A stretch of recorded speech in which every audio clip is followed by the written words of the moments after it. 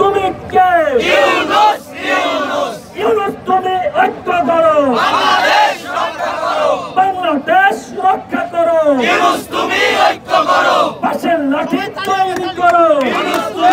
আমি কে তুমি কে ইউনূস ইউনূস স্লোগানে কিন্তু উত্তাল হয়ে রয়েছে রাজধানী শাহবাগ এরিয়া। এই মুহূর্তে দেখতে পাচ্ছেন নোবেল বিজয়ী ডক্টর ইউনূসকে রাষ্ট্রপতি করার দাবি সহ জাতীয় সরকার গঠন করতে হবে, সংবিধান সংস্কার করতে হবে, জুলাই গণহত্যাকারী আওয়ামী লীগের বিচার সম্পন্ন করতে হবে এবং ডক্টর ইউনূসকে 5 বছর সময় দিতে হবে। এই সকল দাবি নিয়ে মার্চ ফর ইউনূস কর্মসূচি পালন করছেন বাংলাদেশের সাধারণ মানুষ।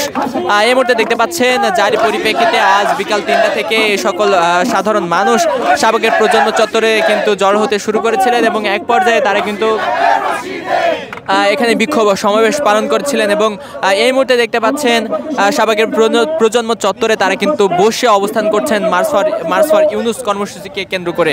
এই মুহূর্তে আমরা এখানে উপস্থিত সাধারণ মানুষের সাথে একটু কথা বলবো এবং তাদের থেকে জানার চেষ্টা করবো আসলে তারা কি বলছেন এবং তারা কি চাচ্ছেন।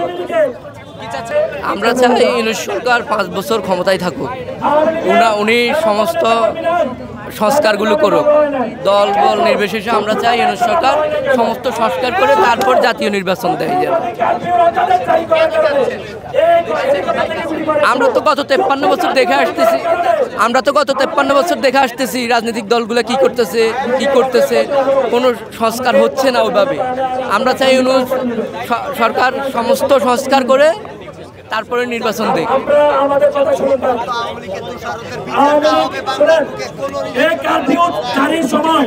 ইন্টারনেট বন্ধ করা হয়েছিল, বিভিন্ন জায়গাতে গ্রাম অঞ্চলে বিদ্যুৎ সংযোগ পর্যন্ত তারা বন্ধ করে রেখেছিল, দেশ বন্ধ করে দেওয়া হয়েছিল।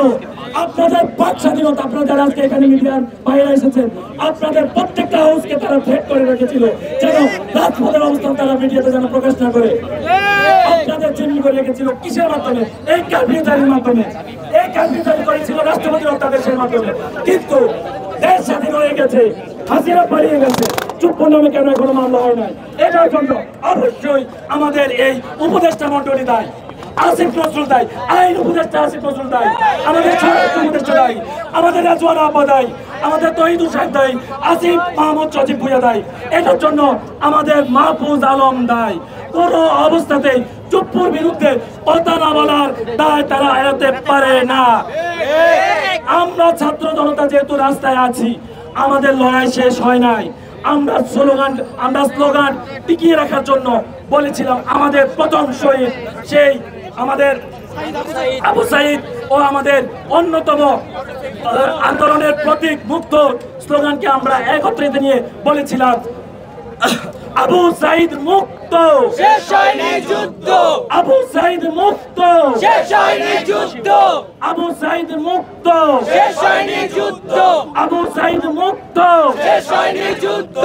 চুপ্পুর পদত্যাগ করতে হবে, করতে হবে। চুপ্পুর পদত্যাগ করতে হবে, করতে হবে। করতে হবে। চুপ্পুর পদত্যাগ। সি চুপ্পু, বাঁচি না তোর মুখে থু থু। সি চুপ্পু, চুপ্পু, তোর মুখে থু থু। সি চুপ্পু, তোর মুখে থু থু। এই মুহূর্তে দরকার ইউনূস সরকার। সবার গলা কিছু নাই। এই মুহূর্তে দরকার জাতীয় সরকার। জাতীয় সরকার। এই মুহূর্তে দরকার ইউনূস তুমি ঐক্য করো, জাতীয় সরকার গড়ে তুলো। বাংলাদেশ রক্ষা করো। ইউনূস তুমি ঐক্য করো। ইউনূস তুমি ঐক্য করো। বাংলাদেশ রক্ষা করো। বাংলাদেশ রক্ষা করো। ইউনূস তুমি ঐক্য করো। ইউনূস তুমি ঐক্য করো। বাংলাদেশ রক্ষা করো। আমরা প্রত্যেক রাজনৈতিক দলকে বলবো, আপনারা এখানে আমরা কোনো নির্দিষ্ট ব্যানারে আসি নাই, নির্দিষ্ট কোনো দলের এজেন্টে আসি নাই।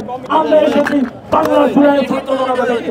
আমরা পুরো অংশে কোনো পরিকল্পনা করে আসি নাই। আমরা আমাদের ক্ষুধার তাগিদে নিজেদের মতো করে এসেছি। তাই আমরা মনে করি আপনারা আসুন, আমাদের সাথে বসুন, সংহতি প্রকাশ করুন। এই মুহূর্তে স্লোগান দিবেন তার কাছে। দর্শক এই মুহূর্তে দেখতে পাচ্ছেন ডক্টর ইউনূসকে রাষ্ট্রপতি করার দাবিতে এবং 5 বছর ক্ষমতায় রাখার দাবিতে এই মুহূর্তে শাহবাগের প্রজন্ম চত্বরে কিন্তু স্লোগানে উত্তাল হয়ে রয়েছে। সেই বিষয়টি কিন্তু আমরা আপনাদেরকে দেখানোর চেষ্টা করছি। এই সমাবেশ থেকে মার্চ ফর ইউনূস সমাবেশ থেকে সকল সাধারণ মানুষ দাবি করছেন জুলাই গণহত্যাকারী আওয়ামী লীগের বিচার কিন্তু দ্রুত সম্পন্ন করতে হবে এবং ইউনূসকে 5 বছর সময় দিতে হবে এবং জাতীয় সরকার গঠন করতে হবে।